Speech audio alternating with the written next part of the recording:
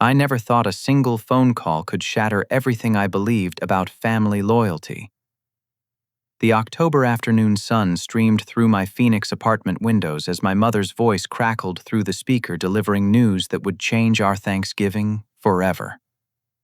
Fredrick, honey, I've decided this year's Thanksgiving will be adults only. You know how chaotic kids make these gatherings with their noise and mess everywhere. It'll be so much more peaceful and elegant without little ones running around. I found myself nodding even though she couldn't see me, thinking maybe she had a point after my recent divorce. 3 weeks before Thanksgiving, I was scrolling through Instagram after another exhausting day at my marketing job when Angela's story notification popped up. My sister had posted a video from Mom's kitchen, and what I saw made my coffee mug slip from my fingers, shattering against my hardwood floor.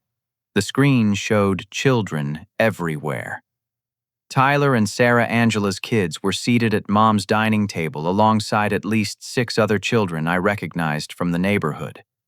They were laughing faces smeared with what looked like pumpkin pie, while Mom stood behind them with the biggest smile I'd seen from her in months. The caption read, "Practice run for the big day. All our little angels getting ready for Thanksgiving. Magic." My hands started trembling as I replayed the video, counting heads. There was 9-year-old Tyler making funny faces at the camera, 7-year-old Sarah clapping her hands with pure joy, and 3 kids from the Henderson family next door. Even the Walsh twins from down the street were there, their parents nowhere in sight.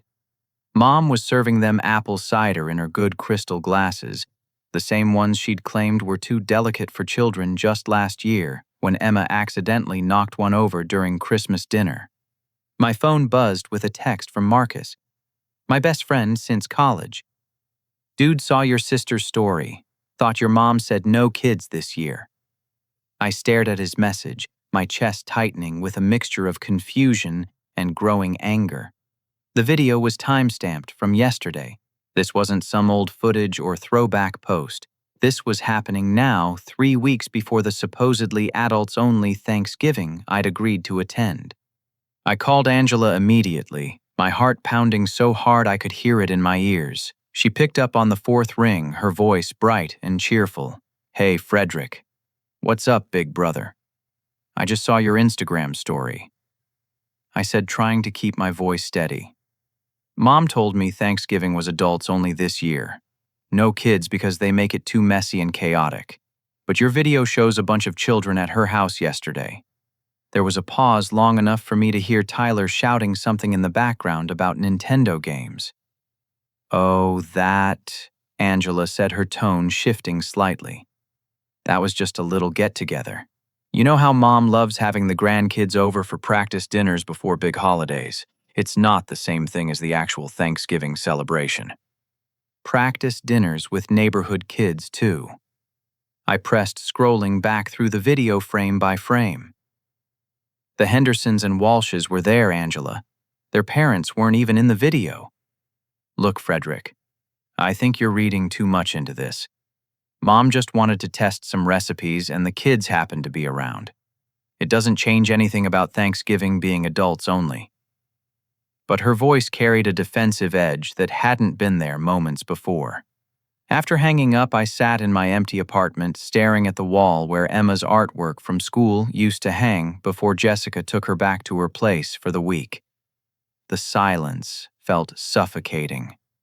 I pulled up the video again, watching Mom's face as she interacted with all those children. She looked genuinely happy, more animated than I'd seen her in months. Not once did any child appear to be making things messy or chaotic. They were just being kids, enjoying themselves in a warm, loving environment. The realization hit me like a physical blow. If all these other children were welcome for practice dinners and general visits, why wasn't Emma? Why had Mom specifically told me that kids would make Thanksgiving messy when she was clearly comfortable hosting them regularly? The questions multiplied in my mind, each one more painful than the last, until I couldn't ignore the obvious conclusion forming in my thoughts. The next morning at work, I couldn't concentrate on the quarterly marketing report spread across my desk. Every few minutes, I found myself opening Instagram again, studying Angela's story for clues I might have missed. During my lunch break, I drove to Starbucks and called Marcus, needing to talk through what felt like a growing conspiracy against my daughter and me. "I keep thinking about that video," I told him as we sat in his favorite corner booth. "Mom specifically said kids make holidays messy and chaotic, but there she was yesterday hosting what looked like a children's party. None of those kids seemed messy or chaotic. They were just enjoying themselves." Marcus stirred his latte thoughtfully. "When was the last time Emma was at your parents' house for a family gathering?" I had to think about it. "Jessica's birthday party last spring, but that was before the divorce papers were finalized. Emma spilled some juice on Mom's white tablecloth, but it was just an accident. 6-year-olds spill things sometimes." "How did your mom react?" The memory came flooding back with uncomfortable clarity.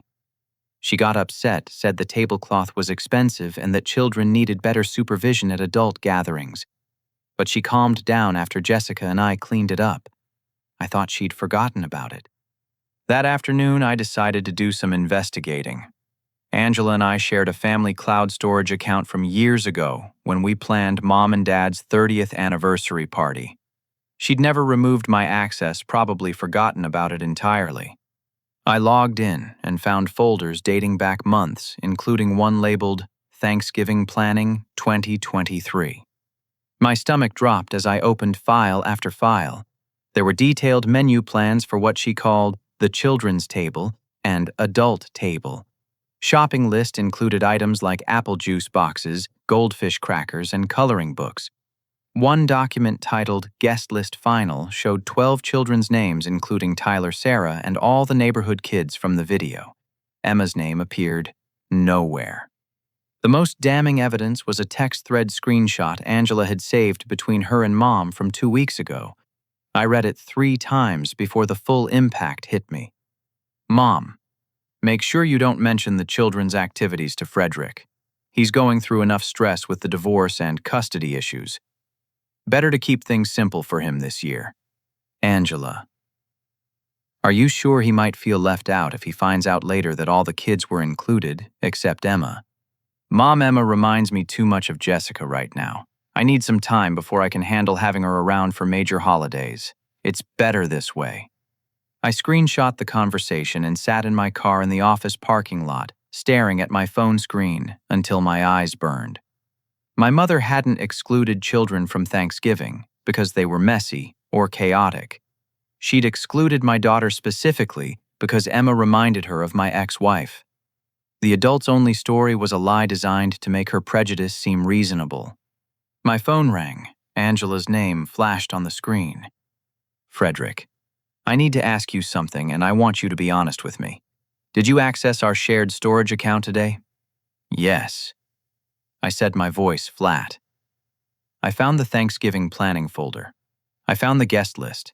I found your text conversation with Mom about keeping the children's activities secret from me." Another long pause. "Look, I can explain. Mom's been stressed lately, and she thought it would be easier if what, Angela?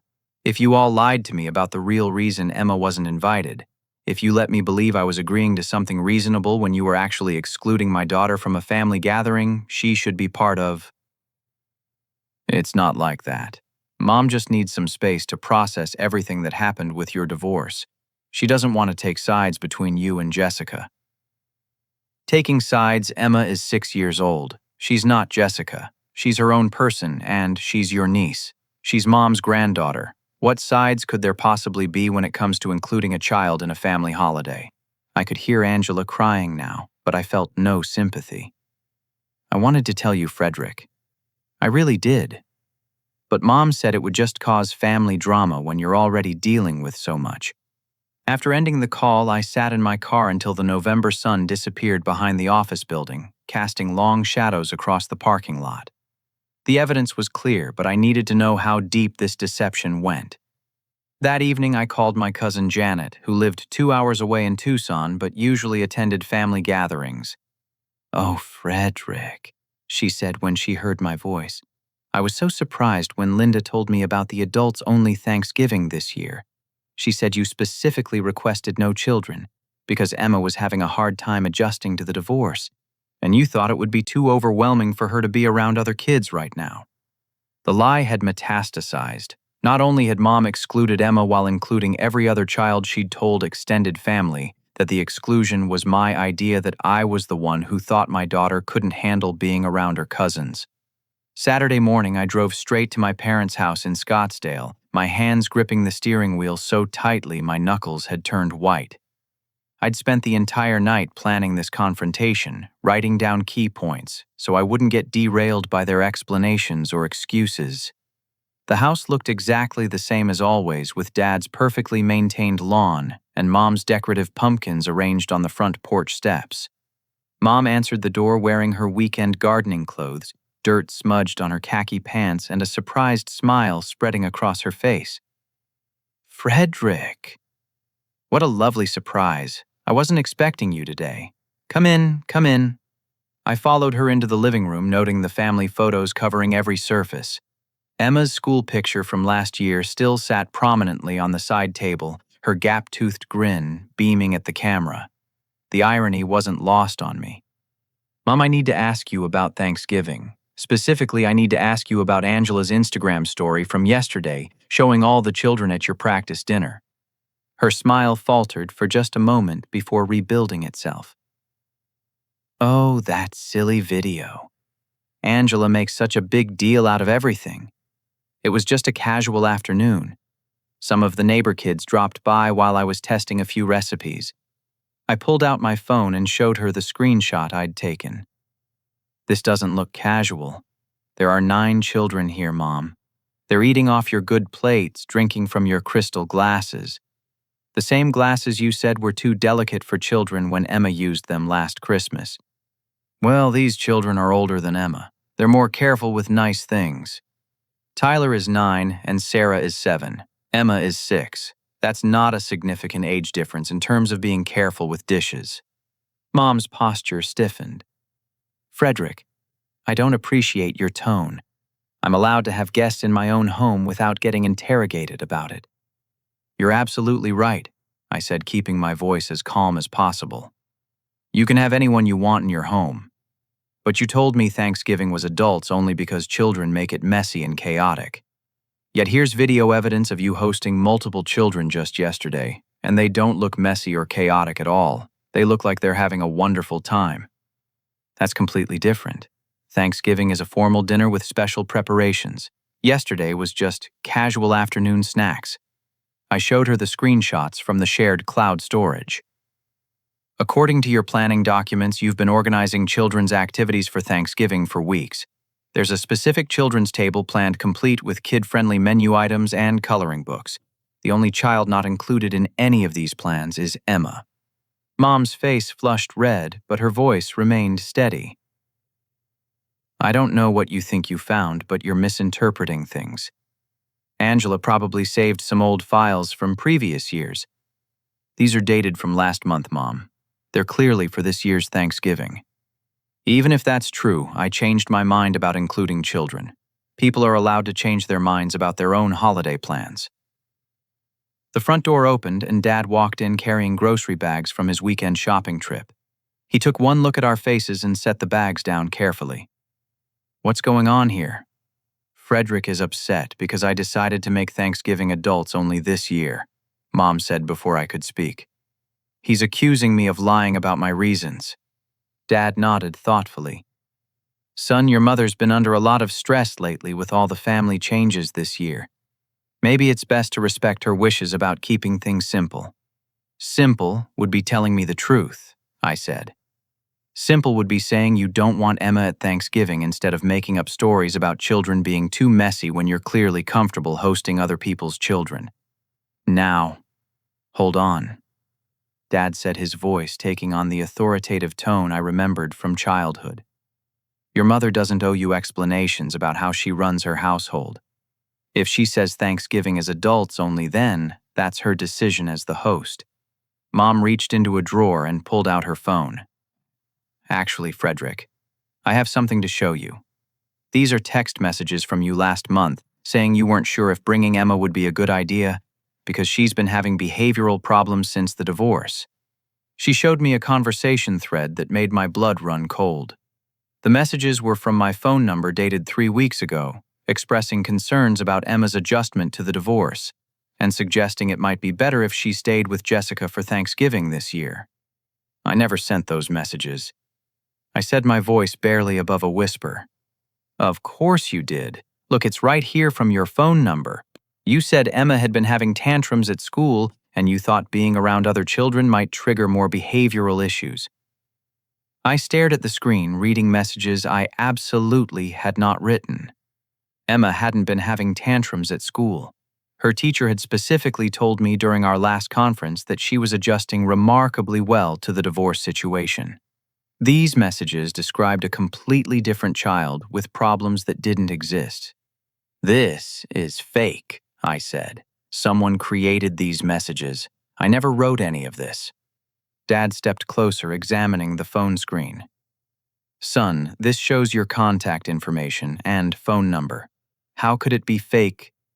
There are apps that can spoof phone numbers and create fake text conversations. I work in digital marketing. I know how easy this is to do. So, now you're accusing your mother of creating elaborate, fake evidence. Dad's voice carried disappointment and disbelief. Fredrick, I think the stress of your divorce is making you paranoid. Your mother is trying to help by giving you a break from parenting responsibilities during a difficult holiday, and you're turning it into some kind of conspiracy theory. The gaslighting was so smooth, so coordinated, that for a moment I questioned my own memory. Had I sent those messages during some late-night moment of doubt I'd forgotten about? Was I imagining the malice in their careful explanations? Then I remembered Emma's face when I'd told her Thanksgiving would be different this year. She'd asked if Grandma didn't want her to come, and I'd assured her that wasn't the case.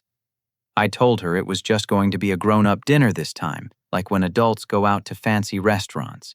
She'd accepted my explanation with the trusting faith that children have in their parents, never suspecting that her grandmother had specifically excluded her while welcoming every other child in the extended family. I'm going to ask you one more time, Mom. Is Emma invited to Thanksgiving dinner or not? She looked me straight in the eye. Fredrick, I think it's best if this year you focus on your own healing and adjustment. Emma will have many more Thanksgivings with us in the future. That was all the confirmation I needed. I walked toward the door, my parents following behind me, their voices overlapping as they called out reassurances about future holidays and understanding and family healing. But their words felt hollow, like echoes in an empty room. That night I picked Emma up from Jessica's apartment for my scheduled weekend visitation.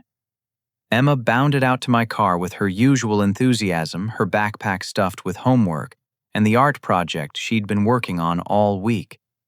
During the drive to my apartment, she chattered about school, her friends, and the book her teacher had been reading to the class about a family of mice who learned to work together. After dinner, while she worked on a puzzle at the coffee table, she looked up at me with those serious brown eyes that reminded me so much of my own mother. It hurt. Daddy Sarah told me at school that Grandma is having a big Thanksgiving party with all the kids. She said Tyler is going to help make the stuffing and they're going to have a treasure hunt after dinner. She asked if I was excited about it too. My heart sank. What did you tell her? I told her I didn't know about any treasure hunt and she looked confused. Then she said maybe I wasn't invited because Grandma only wanted the good kids to come. Emma's voice got smaller. Daddy, what did I do wrong? Why doesn't Grandma want me at Thanksgiving? I set down my coffee cup and moved to sit beside her on the floor. Emma, you didn't do anything wrong. You're perfect exactly the way you are. Sometimes grown-ups make decisions that don't make sense, and those decisions have nothing to do with how wonderful you are. But why would Grandma invite Tyler and Sarah and not me? I'm her granddaughter too. The innocence of her question broke something inside my chest. Here was my 6-year-old daughter trying to understand why she was being excluded from her own family's holiday celebration. She was too young to comprehend the adult politics and prejudices that had led to this moment, too trusting to imagine that her grandmother might treat her differently than her cousins. I don't know why Grandma made that choice, sweetheart, but I want you to know that it's not fair, and it's not right, and it has nothing to do with who you are as a person. Emma nodded solemnly, then returned to her puzzle. But I noticed she was more subdued for the rest of the evening, her usual bedtime silliness replaced by quiet thoughtfulness. When I tucked her into bed in the small bedroom I'd set up for her weekends, she asked, "Daddy, are we going to have Thanksgiving together Would you like that?" "Yes," she said without hesitation. "Just us sounds perfect." After she fell asleep, I sat at my kitchen table with my laptop diving deep into research about family dynamics and emotional manipulation. What I found painted a disturbing picture that extended far beyond this single incident. I discovered articles about grandparents who used favoritism to manipulate family relationships, parents who excluded certain grandchildren to punish their adult children's life choices, and the long-term psychological damage these tactics could inflict on children. More troubling, I started remembering other incidents I'd previously dismissed as minor slights or misunderstandings. Last Christmas, when Emma had knocked over that crystal glass, Mom's reaction had been disproportionately angry. She'd spent the rest of the evening making pointed comments about children needing better supervision and some families not teaching proper respect for other people's belongings. During Easter dinner, Mom had seated Emma at the far end of the table away from Tyler and Sarah, claiming there wasn't enough room for all the children together. But there had been plenty of space.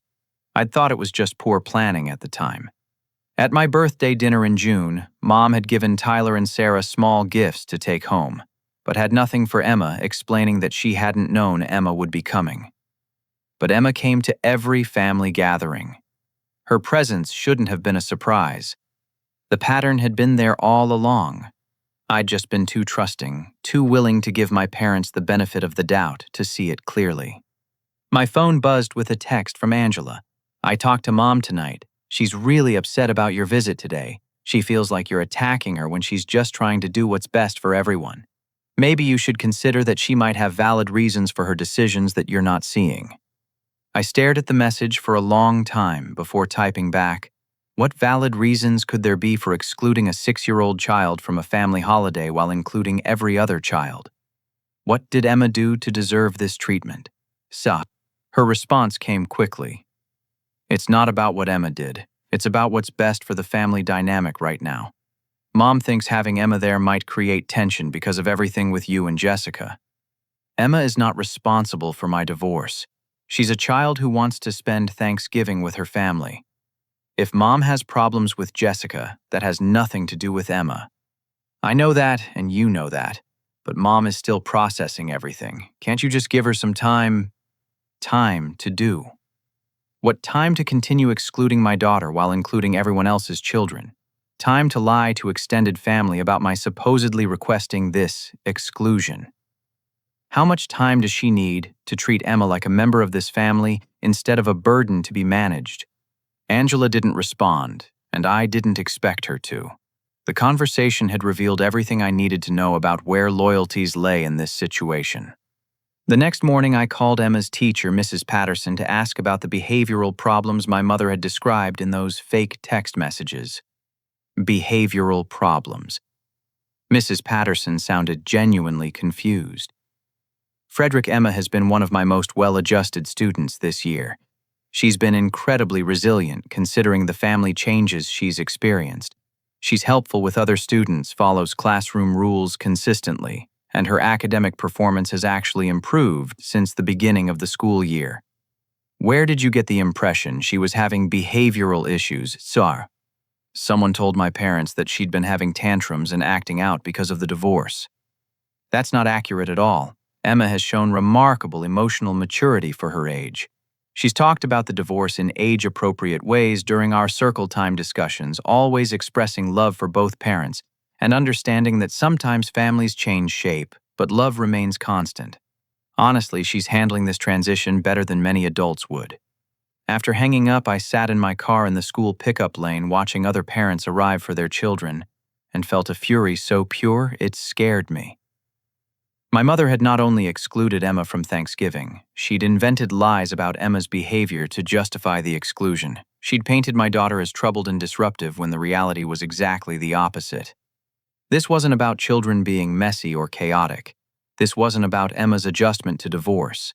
This was about punishment and control, about my mother using her granddaughter as a weapon against decisions she disapproved of in my life. Marcus found me the next evening sitting on his back patio, staring at the November sky as it darkened from orange to purple above the Phoenix Mountains. I'd called him after another sleepless night, needing to talk through the growing rage that threatened to consume every rational thought in my head. I keep thinking about Emma, asking what she did wrong. I told him, accepting the beer he offered. She's 6 years old, Marcus.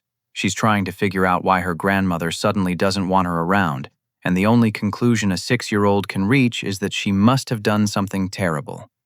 What are you going to do? I don't know yet.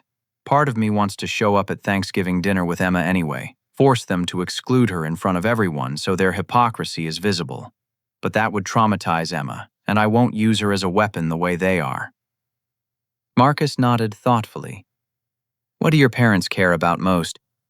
Their reputation, their standing in the community, Dad's position at the country club, Mom's volunteer work at their church, their image as the perfect family with successful children and adorable grandchildren.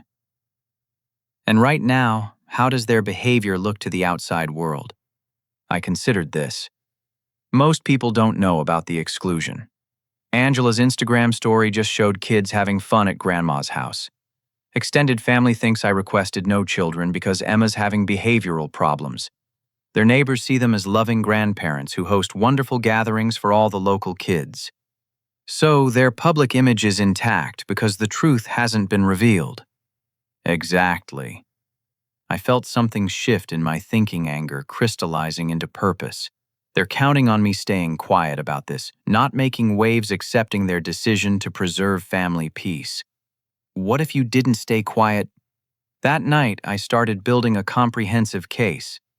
I screenshot every piece of evidence I'd found, the planning documents showing children's activities for Thanksgiving, the guest list, including every child except Emma, the text conversation between Angela and Mom about keeping secrets from me. I saved Angela's Instagram story and took photos of the timestamp proving when it was posted. But evidence wasn't enough. I needed leverage. I started digging through old family financial documents, specifically looking for information about my grandfather's estate. When Grandpa died 3 years ago, he'd left specific bequests to all his grandchildren, including $15,000 for Emma's future education. Mom and Dad had been named executors responsible for managing and distributing the inheritance according to his will. I'd never received Emma's inheritance check. When I'd asked about it after the funeral, Mom had explained that the lawyers were still processing paperwork and suggested it might be better to keep the money in a trust until Emma was older. I'd agreed, trusting their judgment about financial planning. But now I wondered if that money had ever been properly set aside for Emma. I called the estate attorney who'd handled Grandpa's will, a family friend named David Martinez, who'd known our family for decades. Fredrick, good to hear from you. How's that beautiful daughter of yours? She's doing well, thanks. David, I'm calling about my grandfather's estate, specifically about the $15,000 he left for Emma's education. I need to know the status of that bequest. There was a pause. I'm confused. That money was distributed to your parents as Emma's trustees over 2 years ago. They were supposed to establish an education account in her name. Haven't you been receiving the annual statements? My chest tightened. What annual statements? The trustee reports showing the account balance, interest earned, any distributions made. Your parents should have been sending you copies as Emma's father and co-trustee. I've never received any statements. I don't think any education account was ever established. Another pause, longer this time. Fredrick, I think we need to schedule a meeting. Can you come to my office tomorrow afternoon? At David's office, I learned that my parents had received Emma's inheritance 2 years and 3 months ago, with explicit instructions to establish an educational trust account within 60 days of distribution. According to the documentation David showed me, they'd acknowledged receipt of the funds and agreed to provide annual accounting statements to both Emma and me as beneficiaries. If no account was established and no statements were provided, this could constitute a breach of fiduciary duty, David explained carefully. At minimum, they owe Emma the original $15,000 plus interest. Depending on how the money was used, there could be additional legal implications. I drove home with copies of all the estate documentation, my hands shaking with more than just anger now. My parents hadn't just excluded Emma from Thanksgiving. They'd misappropriated her inheritance money and covered it up for over 2 years. That evening, I called my cousin Janet back. "I need to ask you something, and I need you to be completely honest with me. When Mom told you I'd requested no children at Thanksgiving because Emma was having problems adjusting, did that sound believable to you?" "Honestly, no. It seemed out of character for you to exclude Emma from family gatherings. You've always been such a devoted father." But Linda was very convincing, and she said you were overwhelmed with the divorce proceedings and needed some space from parenting stress. "What exactly did she tell you?" "She said you'd called crying, saying Emma had been acting out at school and home, having tantrums and behavioral regression. She said you felt like a failure as a father and thought maybe Emma would be better off spending holidays with Jessica's family until you got your life together." The lies were more elaborate than I'd imagined. Mom hadn't just excluded Emma. She'd created an entire narrative about my inadequacy as a parent to justify the exclusion to family members. "Janet, I need you to know that none of that is true. Emma has been thriving despite the divorce. Her teacher says she's one of the most well-adjusted students in her class. I never called Mom crying about parenting failures, and I certainly never suggested Emma would be better off with Jessica's family for holidays." "Oh my God, Fredrick, why would Linda make up something like that?" "I think she has a problem with Emma that has nothing to do with Emma's behavior and everything to do with her resemblance to Jessica. Rather than admit that prejudice, she's created elaborate justifications and convinced the family I'm struggling as a parent." After we hung up, Janet called me back within an hour. "I've been thinking about our conversation, and I remembered something. At Labor Day weekend, when we were all at your parents' house for the barbecue, Linda made a comment to my mom about how much Emma looked like Jessica and how difficult that must be for everyone to see. Mom told her that children shouldn't be held responsible for resembling their parents, and Linda got defensive, saying she was just being realistic about family dynamics. The pieces were falling into place, creating a picture of calculated manipulation that went back months. My mother had been building a case against Emma's presence at family gatherings, testing reactions and gathering support for her eventual exclusion. I spent that night creating a detailed timeline of events, evidence documentation, and strategic plan for confronting this situation. By morning, I knew exactly what needed to happen. The next day was a Wednesday, exactly 1 week before Thanksgiving. I started with the financial evidence, calling Dad's cell phone, while I knew he'd be at his weekly golf game with his regular foursome of retired country club members. "Hey, Dad, I have a quick question about Emma's inheritance from Grandpa. I need the account information for her education fund so I can add some money to it for her birthday." There was a long silence on the other end of the call, broken only by the sound of golf carts and distant conversation. "What inheritance account?" "The $15,000 Grandpa left for Emma's education. You and Mom were supposed to set up a trust account when you received the money 2 years ago." Another silence, this one feeling more ominous. "Son, I think there might be some confusion about that situation. Let me talk to your mother and get back to you with the details." "Dad, I've already spoken with David Martinez. He confirmed that you and Mom received Emma's inheritance over 2 years ago, with instructions to establish an educational trust. Where is that money?" I could hear him moving away from his golf partners, seeking privacy for a conversation he clearly hadn't expected to have. "Fredrick, the money was used for family expenses during a difficult financial period. We intended to replace it, but with everything going on, family expenses, Dad, that money belonged to Emma. It was specifically designated for her education. Using it for other purposes without permission is theft." "Now hold on, that's a serious accusation. We're Emma's grandparents. Everything we do is in her best interest. The money went toward maintaining the family home, where she spends time improving the pool area, where she plays, updating the kitchen, where we prepare her meals." The rationalization was breathtaking in its audacity. Dad, none of those things constitute educational expenses as outlined in Grandpa's will. You stole Emma's inheritance money and covered it up for 2 years. I don't appreciate your tone or your accusations. Your mother and I have done nothing but support this family through difficult times. Support this family. You've excluded Emma from Thanksgiving while including every other grandchild. You've spread lies to extended family about my parenting abilities. You've stolen her inheritance money. How exactly is any of that supportive? I heard golf carts approaching in the background and Dad's voice dropped to an urgent whisper. We'll discuss this at home. Don't say anything more about this until we can sit down as a family. There's nothing to discuss. You owe Emma $15,000 plus interest and I want it repaid within 30 days. Or what? Or I'll file a formal complaint with the probate court and make this situation very public.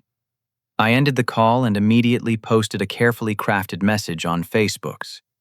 I'm heartbroken to share that my 6-year-old daughter Emma won't be joining our family for Thanksgiving this year. Despite other grandchildren and neighborhood children being welcome, she was specifically excluded. When I questioned this decision, I was told she makes holidays too messy and chaotic, while other kids apparently don't. I've also discovered that her educational inheritance from her great-grandfather was misappropriated by family members who were supposed to be protecting her interests. If you've wondered why Emma seems sad lately, or why we've been absent from family gatherings, this is why. Some family relationships come with conditions we're not willing to accept. Within 20 minutes, my phone started ringing. First Angela, her voice shrill with panic. Fredrick, what are you doing? You can't air family business on social media like this. I'm not airing family business. I'm sharing the truth about how my daughter is being treated by people who claim to love her. You're going to destroy Mom and Dad's reputation. Everyone will see this. Good. Maybe everyone should see this. Maybe other grandchildren in our extended family need to know which grandparents play favorites and which children are considered less worthy of inclusion. Next came calls from cousins, aunts, uncles, and family friends who'd seen the post. Some expressed shock and offered support. Others demanded explanations. A few tried to mediate, suggesting family counseling or private conversations to resolve the conflict. But the call that mattered most came from my uncle Robert, Dad's younger brother, who lived in Tucson with his wife and 3 teenage children. Fredrick, I just saw your post. I had no idea any of this was happening. Carol and I assumed you and Emma would be at Thanksgiving like always. We've been looking forward to seeing how much she's grown since summer. Mom told everyone I requested an adults-only holiday because Emma's been having behavioral problems from the divorce.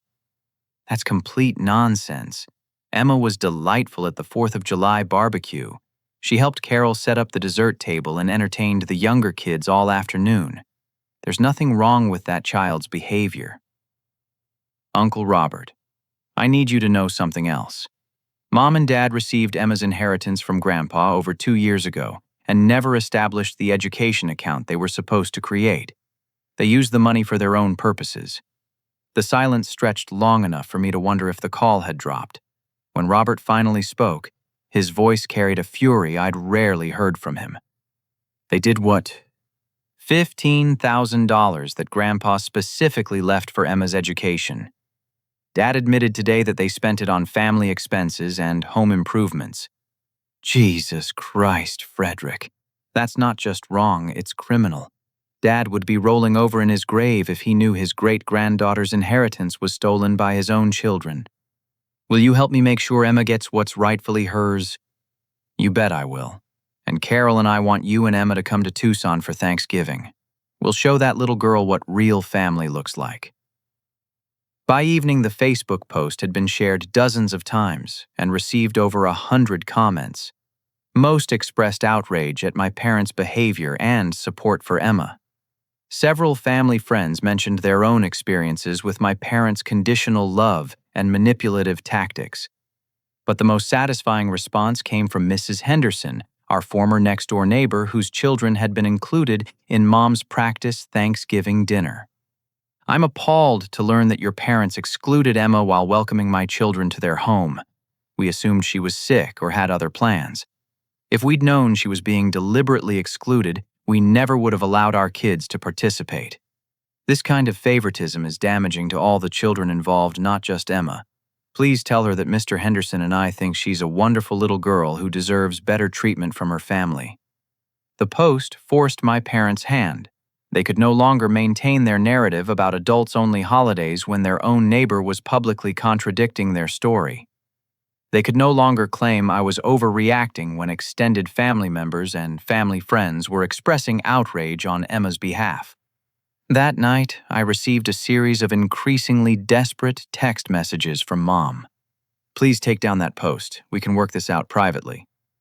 People are calling us asking questions we don't know how to answer. Your father is very upset. His golf partner saw the post and he's embarrassed. We never meant for any of this to hurt Emma. Please call us so we can explain." I didn't respond to any of them. Instead, I drove to the cabin rental company's office and reinstated the Flagstaff reservation I'd canceled weeks earlier, paying the additional fees to secure our original dates. Then, I screenshot the confirmation email showing the full payment amount and November 23rd through 25th dates.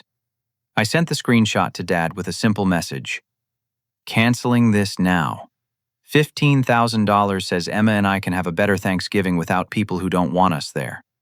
2 hours later, someone was pounding on my apartment door with the desperate urgency of a person whose world was collapsing. I looked through the peephole and saw Dad standing there breathing heavily, like he'd run up the 3 flights of stairs instead of taking the elevator. I opened the door slowly, taking in the sight of my father standing in my hallway, looking more disheveled than I'd ever seen him. His usually perfect silver hair was messed up, his golf shirt wrinkled and stained with sweat, his face flushed red from exertion or panic or both. Behind him, I could see Mom sitting in their car in the parking lot, her hands pressed to her face. "Dad," I said calmly, leaning against the doorframe. "You look like you've been running. Everything okay?" "We need to talk," he said, still breathing hard. "Right now. This whole situation has gotten completely out of hand." "Has it?" From my perspective, things are finally clear for the first time in months. Emma knows she's not welcome at family gatherings. Extended family knows why we've been absent, and everyone understands that some grandparents play favorites with their grandchildren. That's not fair, Fredrick. We love Emma just as much as Tyler and Sarah. Really? Because the evidence suggests otherwise. The guest list that included every child except Emma. The planning documents that showed activities for all the other grandchildren. The lies you told extended family about my supposedly requesting her exclusion. The fake text messages claiming she's having behavioral problems. The stolen inheritance money. Should I keep going? Dad stepped closer, lowering his voice like he was sharing a secret. "Look, your mother has been struggling with some complicated feelings about the divorce. She sees Jessica when she looks at Emma, and it brings back all the pain from watching your marriage fall apart. She thought it would be easier if Emma wasn't around for major holidays until those feelings resolved themselves. Dad, Emma is not Jessica. She's a 6-year-old child who had no control over her parents' relationship. If Mom can't separate a child from her feelings about that child's mother, then Mom needs professional help, not permission to exclude her granddaughter from family celebrations. We're willing to get help. We can start family counseling work through these issues properly. But you have to take down that Facebook post and stop telling people we stole Emma's inheritance money." I looked at this man who'd raised me, who'd taught me to ride a bike and helped with homework and attended every school play and baseball game throughout my childhood. The man who'd always preached about integrity and family loyalty and doing the right thing even when it was difficult. "Dad, do you understand what you've done to Emma? Do you comprehend the psychological damage you've inflicted on a child who trusted you to love her unconditionally? It was never supposed to hurt her. We thought she was too young to understand the adult complexities of family dynamics." She asked me what she did wrong. She wanted to know why Grandma suddenly didn't want her around anymore. She heard from her cousin at school that there was going to be a treasure hunt and special activities for all the kids, and she wondered why she wasn't included. A 6-year-old child concluded that she must be bad because her grandmother excluded her while welcoming everyone else's children. See, Dad's shoulders sagged, and for the first time in this conversation, he looked genuinely remorseful. We didn't think about it from her perspective. You didn't think about her at all. You thought about Mom's comfort, your family image, maintaining the status quo. Emma was just collateral damage in your plan to manage Mom's emotional issues without addressing them directly. What do you want from us, Fredrick? How do we fix this? I want Emma's $15,000 returned with appropriate interest within 30 days. I want a public acknowledgement that you lied about the reasons for excluding her from Thanksgiving. I want genuine apologies to everyone you misled about my parenting abilities. And I want a commitment to treating Emma exactly the same as Tyler and Sarah at all future family gatherings. And if we do all that, you'll take down the Facebook post. Dad, the Facebook post stays up because it's the truth. I'm not going to hide your behavior to protect your reputation anymore. People deserve to know how you treat family members who don't conform to your expectations. Mom appeared at the bottom of the stairwell, having apparently decided to join the conversation. She climbed the stairs slowly, her face tear-streaked and puffy. "Fredrick, please," she said as she reached the landing. "I know I made mistakes. I let my personal feelings cloud my judgment about Emma. But I love that little girl, and I want to make this right." "Do you love her, Mom? Because everything you've done suggests you see her as a burden to be managed rather than a granddaughter to be cherished." "I do love her. I love her so much it hurts sometimes because she looks exactly like Jessica did at that age, and it reminds me of all the hopes I had for your marriage and how disappointed I was when those hopes didn't work out." It was the first honest thing she'd said to me in months. "Mom, that's not Emma's fault. She didn't choose her genetics any more than she chose her parents' divorce. If seeing her causes you pain, that's something you need to work through with a therapist, not something you resolve by excluding her from family events." "I know that now. I see how wrong I was, how much damage I've caused. Please tell me how to fix it." I looked at both my parents standing in my hallway, their composure completely shattered, their carefully maintained image crumbling around them like old paint peeling off weathered wood. For the first time in our relationship, they were asking for my forgiveness instead of demanding my compliance. "Emma and I are spending Thanksgiving at the mountain cabin I originally booked for us. We're going to build new traditions that don't depend on other people's approval or conditional acceptance. You're welcome to join us if you can commit to treating Emma with the love and respect she deserves." "What about the traditional family dinner?" Mom asked. "What about it?" "You made it clear Emma wasn't welcome there. We're not going to beg for inclusion in celebrations where she's treated as less worthy than other children." Dad pulled out his checkbook. "I can write you a check right now for Emma's inheritance. $15,000 plus interest. Make it $18,000 to account for lost investment opportunities over 2 years." He wrote the check without hesitation, tearing it from the book and handing it to me with trembling fingers. "There. That's done. The money is just the beginning, Dad. The real issue is whether you can fundamentally change how you relate to Emma and whether you can acknowledge the harm you've caused." "We'll do whatever it takes," Mom said. "Family counseling, individual therapy, public apologies, whatever you think is necessary." I studied their faces, looking for signs of manipulation or calculation, the subtle tells that had taken me years to recognize.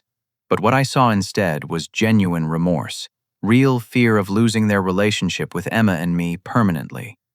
"Here's what's going to happen," I said finally. "You're going to call every family member you lied to and correct those lies. You're going to apologize to Emma directly for excluding her and explain that it was never about her behavior. You're going to start family therapy within 2 weeks, and you're going to prove through consistent actions over time that you can treat all your grandchildren equally." "And then we can be a family again?" Dad asked hopefully. "We'll always be family, Dad. But whether we're a healthy family depends entirely on your willingness to change patterns of behavior that have been damaging people for years. Emma deserves grandparents who celebrate her existence instead of treating her like a problem to be solved." 3 days later, Emma and I drove up to Flagstaff through the Coconino National Forest. The ponderosa pines dusted with early snow, and the mountain air crisp with the promise of winter. Our cabin sat beside a small lake that reflected the November sky like polished silver, surrounded by aspens that had turned golden yellow before dropping their leaves for winter. Emma helped me unpack our groceries, her excitement building as we planned our non-traditional Thanksgiving menu of grilled burgers, sweet potato fries, and apple pie we'd bake together. Marcus drove up from Phoenix with his girlfriend Sarah and their contribution of homemade cornbread and cranberry sauce. As the sun set over the mountains, painting the sky in shades of pink and orange, Emma and I sat on the cabin's front porch wrapped in blankets, watching deer graze in the meadow beyond the lake. "Daddy," she said, snuggling closer to my side, "this is the best Thanksgiving ever. Even without turkey and stuffing and all the traditional stuff. Especially without all that stuff. This feels like it's just for us, like we made it exactly the way we wanted it."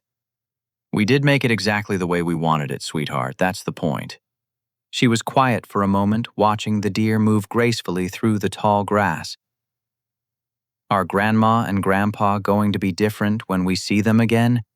"I hope so, Emma. They're working on understanding some things about themselves that they didn't see clearly before. But even if they don't change, you and I are going to be just fine." "I know," she said, with the confidence that children possess when they feel truly secure. "We're good at taking care of each other." 6 months later, my parents have made remarkable progress in family therapy. Mom has acknowledged her inappropriate projection of feelings about Jessica onto Emma and developed healthier coping strategies for managing those emotions. Dad has learned to recognize his tendency to enable Mom's problematic behaviors instead of addressing them directly. Emma now attends family gatherings where she's treated with the same warmth and inclusion as Tyler and Sarah. My parents have established individual relationships with her that don't depend on their feelings about my divorce or ex-wife. They've also made amends with extended family members acknowledging their lies and manipulation. The $18,000 check sits in a properly established educational trust account in Emma's name, earning interest for her future college expenses. But more importantly, Emma has learned that she has a father who will always protect her worth and dignity, regardless of how other people choose to treat her. Sometimes protecting the people we love requires us to cut ties with people who claim to love us but consistently cause harm. Sometimes family isn't about blood relationships but about who shows up for us when we need them most. And sometimes the greatest gift we can give our children is the knowledge that their value doesn't depend on other people's approval or acceptance. Emma is 8 years old now, confident and secure in the knowledge that she's worthy of love exactly as she is. She still visits her grandparents regularly, but she also knows that our little family unit is strong enough to stand on its own when necessary. That mountain cabin has become our annual Thanksgiving tradition, a reminder that we have the power to create celebrations that honor our values instead of conforming to other people's expectations. Family should be a source of joy, support, and unconditional love. When it becomes a source of manipulation, exclusion, and conditional acceptance, we owe it to ourselves and our children to build something better. What would you do if you discovered your family was excluding your child while including everyone else's children? Have you ever had to choose between keeping peace and protecting someone you love? I'd love to hear your thoughts in the comments below. Thank you for taking this journey with me and for understanding that sometimes the most loving thing we can do is set boundaries with people who can't respect our children's worth. If this story resonated with you, please like this video, subscribe for more real-life stories about family dynamics and personal growth, and share this with anyone who might need to hear that they're not alone in navigating difficult family relationships. Remember, you have the power to create the family experiences your children deserve, even when that means walking away from traditions that no longer serve you.